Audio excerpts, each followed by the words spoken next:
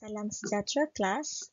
Untuk perbincangan kita hari ini, kita akan menyambung pembelajaran kita untuk topik dari bab 5, iaitu pembinaan negara dan bangsa yang merdeka. Kita akan menumpukan kepada topik bertajuk sistem ahli. Okey, untuk pembelajaran kita hari ini, kita akan membincangkan berkenaan maksud apa itu sistem ahli. Wakil-wakil ataupun tokoh-tokoh yang terlibat yang turut sama berunding untuk tujuan penubuhan sistem ahli.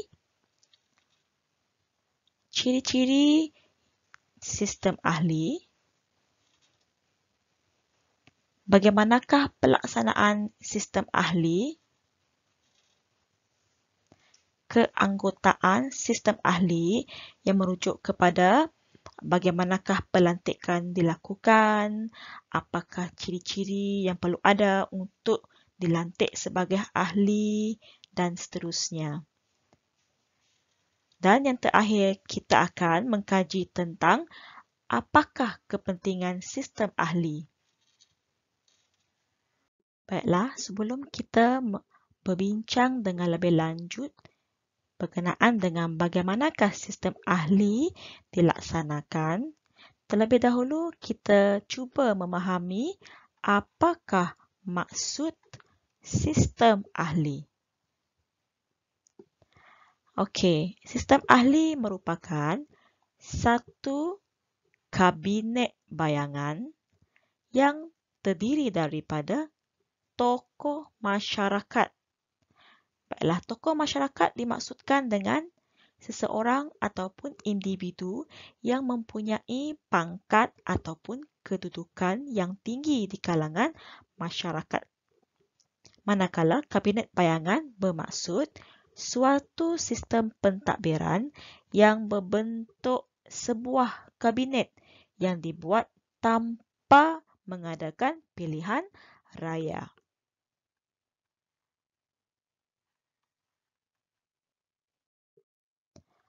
Baiklah, seterusnya kita akan lihat bagaimanakah pembentukan sistem ahli.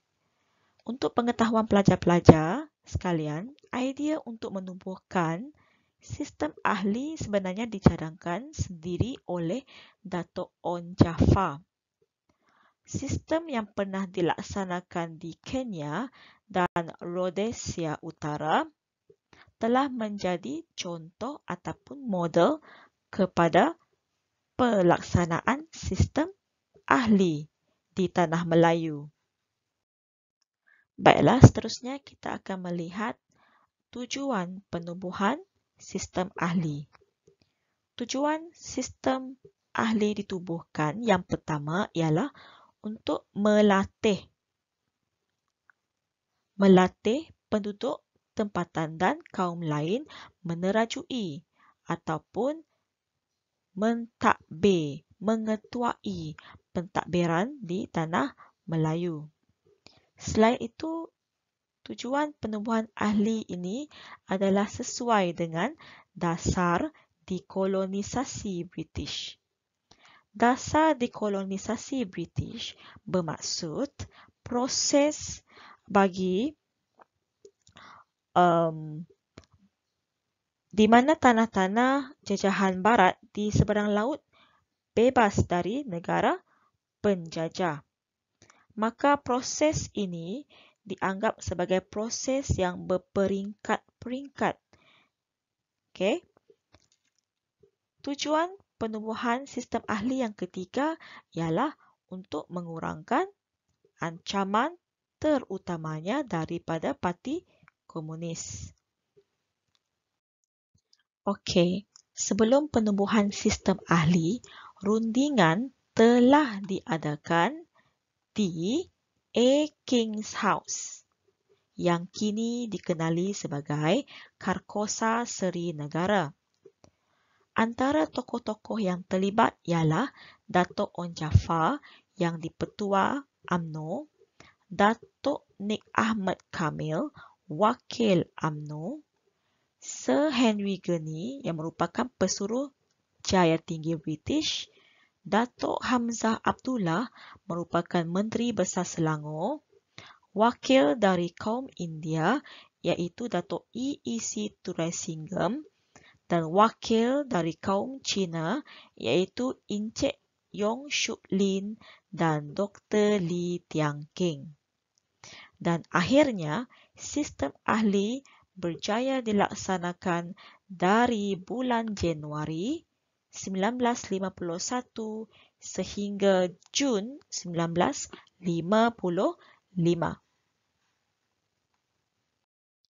Seterusnya kita akan mengenal pasti apakah ciri-ciri sistem ahli ataupun perkara-perkara yang perlu kita tahu tentang sistem ahli.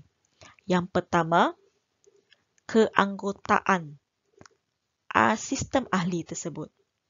Sistem ahli ini akan melantik pegawai-pegawai takbir ataupun di kalangan tokoh masyarakat.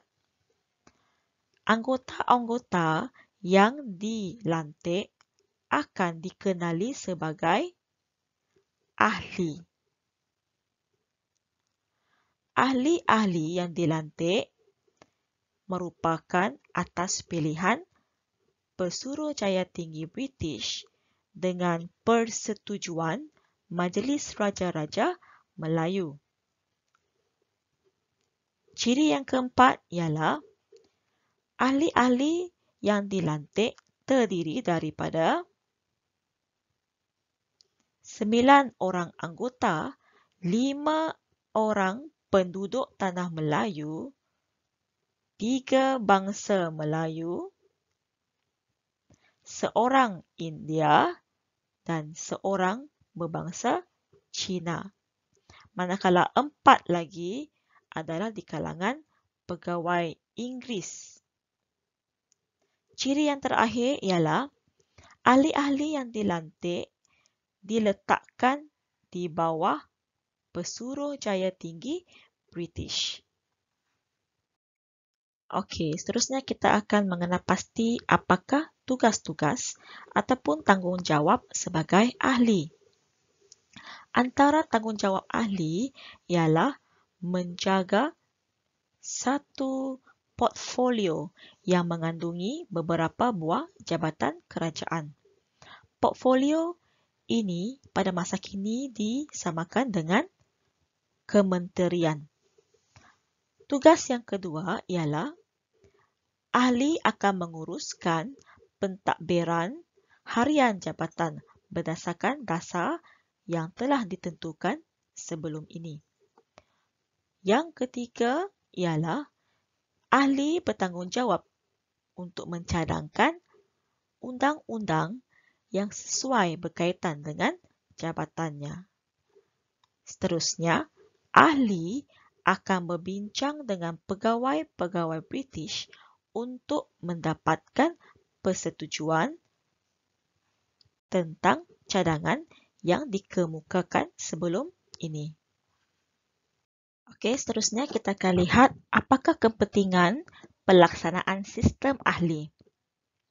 Antara kepentingan sistem ahli, yang pertama ialah sebagai tapak asas ke arah proses latihan ke arah berkerajaan sendiri, di mana penduduk tempatan akan dilatih tentang selok-belok menguruskan pentadbiran. Kita highlight dulu kata kuncinya ya. Kepentingan sistem ahli.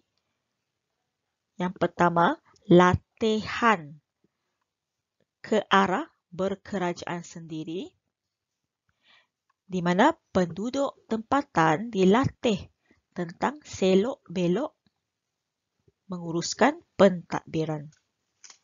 Kepentingan yang kedua pula ialah menguatkan perpaduan di antara pelbagai kaum. Untuk pengetahuan semua pelajar, anda juga sedia maklum bahawa negara kita mempunyai pelbagai kaum yang berbeza. Contohnya di Tanah Melayu, suatu masa dahulu, ada kaum India, kaum Cina, kaum Melayu dan sebagainya. Maka ini menunjukkan bahawa gabungan pemimpin pelbagai kaum akan menjadi proses awal kepada kewujudannya semangat perpaduan.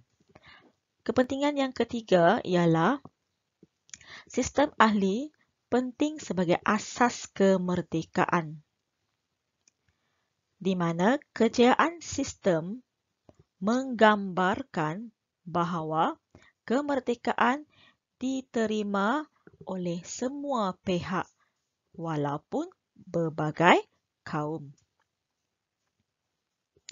Dan kepentingan yang terakhir ialah sistem ahli penting sebagai pendedahan. Pendedahan ini sangat berguna di mana penduduk dapat merasai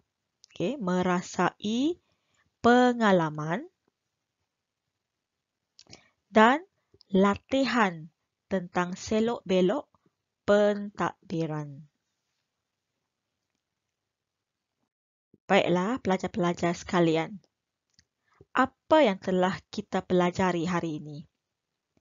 Dalam topik ini, kita akan dapat memahami dan mengetahui maksud sistem ahli tersebut, mengenal pasti wakil-wakil yang terlibat dalam perundingan penubuhan sistem ahli, ciri-ciri sistem ahli, bagaimanakah pelaksanaan sistem ahli, bagaimanakah keanggotaan sistem ahli dilakukan, dan apakah kepentingan sistem ahli kepada penduduk Tanah Melayu serta kemerdekaan negara kita.